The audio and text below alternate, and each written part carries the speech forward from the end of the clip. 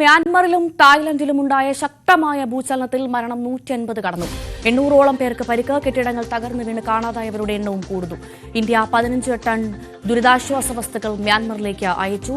ഐഷത്തുൽ ഷംന ചേരുന്നു വിവരങ്ങളുമായി. ഷംന, അത്ര ശുഭകരമല്ലാത്ത വിവരങ്ങളാണ് മ്യാൻമറിൽ നിന്നും കഴിഞ്ഞ ദിവസം മുതൽ വന്നുകൊണ്ടിരിക്കുന്നത്. 150ഓളം മരണം കടന്നു എന്നുള്ള ഏറെ വേദനിപ്പിക്കുന്ന വാർത്ത വരുന്നു. ഒപ്പം ഇന്ത്യയുടെ ചേർത്ത് പിടിക്കലിന്റെയും അല്ലേ?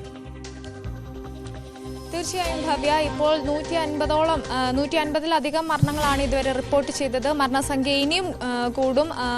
അതുപോലെ 800ഓളം പേർക്ക് പരിക്കു പറ്റിയിട്ടുണ്ട്. മാത്രമല്ല, വലിയ കെട്ടിടങ്ങൾ 30 നിലയിലധികമുള്ള കെട്ടിടങ്ങളൊക്കെയാണ് ഇന്നലെ ഈ ഭൂചലനത്തിൽ തകർന്നു വീണത്. ഈ കെട്ടിടങ്ങൾക്കടിയിലൊക്കെ ഇപ്പോഴും രക്ഷാപ്രവർത്തനം നടത്തുകയാണ്. ഈ കെട്ടിടങ്ങൾക്കടിയിലൊക്കെ ഇപ്പോഴും ആളുകൾ കുടുങ്ങിക്കിടക്കുന്നുണ്ട്. അപ്പോൾ മരണസംഖ്യ ഇനിയും ഉയരാനുള്ള ഒരു സാധ്യത തന്നെയാണ് ഇപ്പോൾ അന്തർദേശീയ മാധ്യമങ്ങൾ റിപ്പോർട്ട് ചെയ്യുന്നത്. ഒപ്പം തന്നെ ഇന്ത്യ എല്ലാ സഹായവുമായി, എല്ലാ പിന്തുണയുമായി ഇന്ത്യ ഒപ്പമുണ്ടെന്ന് ഇന്നലെ പ്രധാനമന്ത്രി നരേന്ദ്രമോദി അറിയിച്ചിരുന്നു. ഒപ്പം തന്നെ 15 ടൺ അവശ്യ സാധനങ്ങളുമായി, മരുന്നുകളും മറ്റ് ഭക്ഷണങ്ങളും മറ്റ് അവശ്യ സാധനങ്ങളുമായി 15 ടൺ അധികം അവശ്യ സാധനങ്ങളുമായി വിമാനം പുറപ്പെട്ടിട്ടുണ്ട്. ഉടൻ തന്നെ മ്യാൻമാറിൽ എത്തിച്ചേരുമെന്നാണ് അറിയിക്കുന്നത്.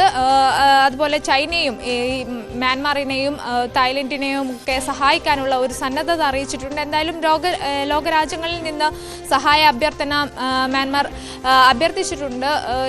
എന്തായാലും ഈ ഇന്നലെ ഉച്ചയ്ക്ക് പ്രാദേശിക സമയം ഉച്ചയ്ക്ക് 12:30 ആദ്യ ഭൂചലനം ഉണ്ടായത്. അതും 6.4 തീവ്രതയിൽ 7.4 തീവ്രതയിലാണ് ആദ്യത്തെ ഭൂചലനം ഉണ്ടാകുന്നത്. പിന്നീട് 6.4 വീണ്ടും ഒരു ഭൂചലനം കൂടി റിപ്പോർട്ട് ചെയ്തു. അതാണ് പിന്നീട് ഈ അപകടത്തിന്റെ ഈ ഒരു വ്യാപ്തി കൂട്ടിയത്. എന്തായാലും നിരവധി ആളുകൾ ഇതിനോടകം തന്നെ കൊല്ലപ്പെട്ടു. മരണസംഖ്യ ഇനിയും കൂടുമെന്നുള്ള വലിയ ആശങ്കയുണ്ട്. ഒപ്പം തന്നെ രക്ഷാപ്രവർത്തനം ഈ ദുഷ്കരമാകുന്ന ഒരു സാഹചര്യങ്ങൾ കൂടിയുണ്ട്. കാരണം പലയിടങ്ങളിലും വൈദ്യുതി പൂർണ്ണമായും തകർന്നിട്ടുണ്ട്. അത്തരത്തിൽ ഉള്ള ഈ മറ്റു പ്രശ്നങ്ങൾ അത് രക്ഷാപ്രവർത്തനത്തെ ബാധിക്കുന്നു എന്ന ഒരു കാഴ്ച കൂടിയുണ്ട്. എന്തായാലും ലോകരാജ്യങ്ങൾ ഒന്നാകെ മ്യാൻമാറിനൊപ്പം സഹായവുമായി ഉണ്ട്. ലോകരാജ്യങ്ങൾ ചേർത്ത് പിടിക്കുകയാണ്, പ്രത്യേകിച്ച് ഇന്ത്യ ചേർത്ത് പിടിക്കുകയാണ് മ്യാൻമറിനെ എന്നുള്ള വാർത്തകളാണ് ഇപ്പോൾ വരുന്നത്. ഐഷത്തുൽ ഷംനയാണ് വിവരങ്ങൾ നൽകിയത്. നന്ദി.